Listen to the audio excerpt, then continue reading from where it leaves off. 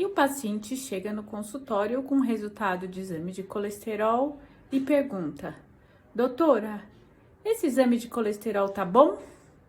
Gente, a gente não deve analisar o resultado de exame laboratorial para encaixar ele no paciente.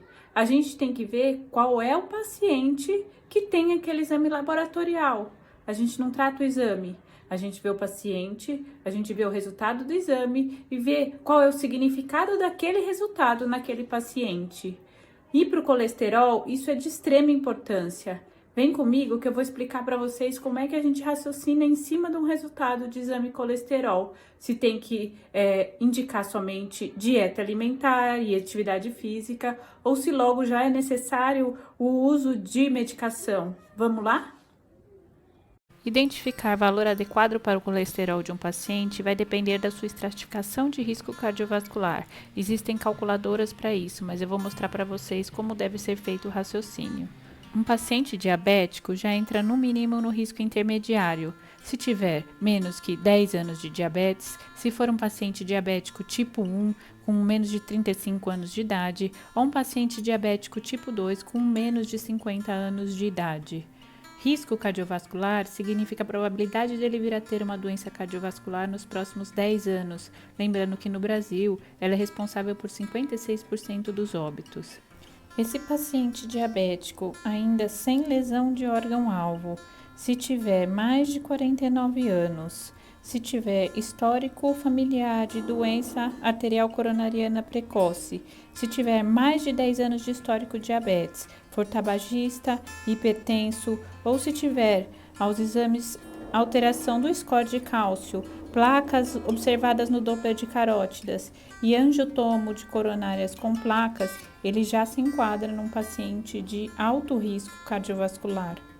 Em se tratando de paciente diabético com lesão de órgão-alvo, nefropatia, retinopatia ou neuropatia diabética, com diabetes tipo 1, mais de 20 anos de doença, ou paciente com doença renal crônica, com taxa de filtração entre 30% e 45%, já se enquadram no muito alto risco cardiovascular. Existe um grupo de pacientes classificados como hipercolesterolemia familiar.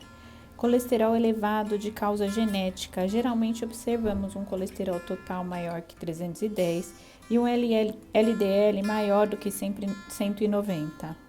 Nesse grupo especial de pacientes, quando nós temos paciente com LDL maior do que 190 e com duas dessas condições de risco, que são maior de 40 anos, sem tratamento, homens, hipertensão, diabetes, obesidade, HDL menor que 40, tabagismo, histórico familiar de doença arterial em homens menos de 55 e mulheres maior de 60 anos. Se LDL maior que 190, com duas dessas condições, alto risco. Com apenas uma dessas condições, cai para risco intermediário. Colesterol total maior que 310, com uma dessas condições de risco, mantém-se em alto risco. Colesterol total maior que 310, sem nenhuma dessas condições de risco, volta para risco intermediário. Portanto, hipercolesterolemia familiar, no mínimo, é um risco intermediário. Pacientes com LDL maior que 400, independente de qualquer condição de risco, já entram no alto risco.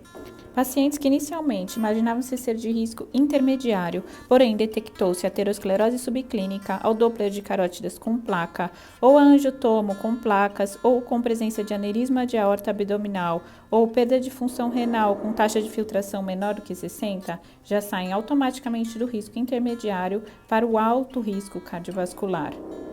Paciente com doença aterosclerótica significativa, com placas coronárias, doença cerebrovascular, antecedente de AIT ou AVC, doença vascular periférica com claudicação, já entram no muito alto risco, assim como aqueles que têm detectada obstrução maior do que 50% em algum território arterial.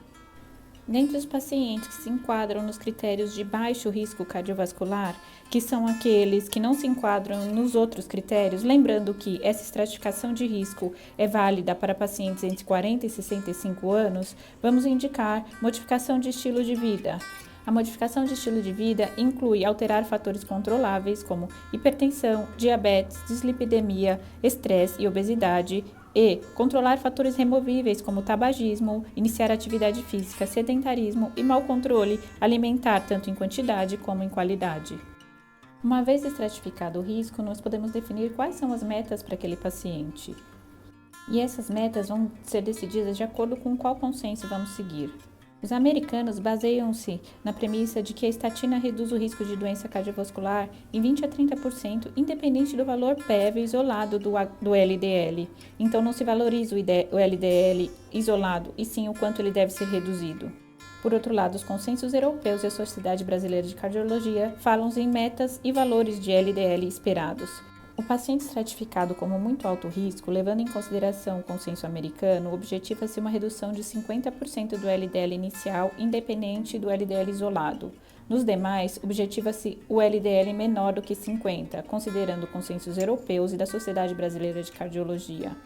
Os pacientes estratificados como alto risco têm meta de redução também de 50% do valor do LDL inicial, ainda considerando o consenso americano, e, no consenso da Sociedade Brasileira de Cardiologia e consensos europeus, uma meta de LDL menor do que 70. Pacientes estratificados como risco intermediário objetivam um LDL menor do que 100, uma redução de 30 a 50% do valor inicial de LDL, se considerado o consenso americano. Pacientes estratificados como baixo risco cardiovascular objetivam-se um LDL menor que 130, considerando Sociedade Brasileira de Cardiologia e consensos europeus, e pelos americanos, uma redução entre 30% a 50% do valor inicial. Pacientes de baixo risco que iniciaram modificação de estilo de vida e mesmo assim mantêm um LDL em valores acima de 160, necessitarão o início de tratamento medicamentoso.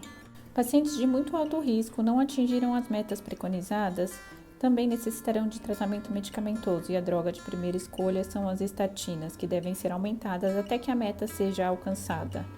Pacientes de alto risco também não atingiram a meta proposta, LDL menor que 70, ou, de acordo com o consenso americano, a redução de 50%, deve-se iniciar também estatina.